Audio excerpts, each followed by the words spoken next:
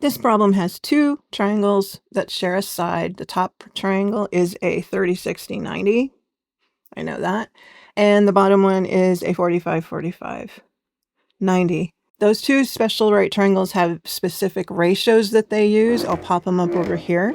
Looking at the problem, what they want us to find is x, which is the length of this side.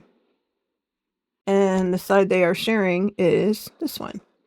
So in order to find x, we've got to get down into this triangle that is not telling us any information, but I have enough information on this top triangle to find out what the shared side is. Well, from the 30-degree angle,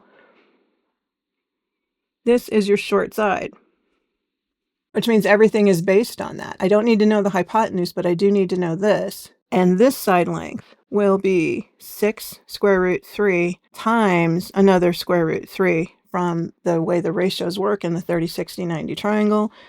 Short side times the square root of 3. Well, that's awesome because the square root of 3 times the square root of 3 is just 3. So this side length is 18. Got that.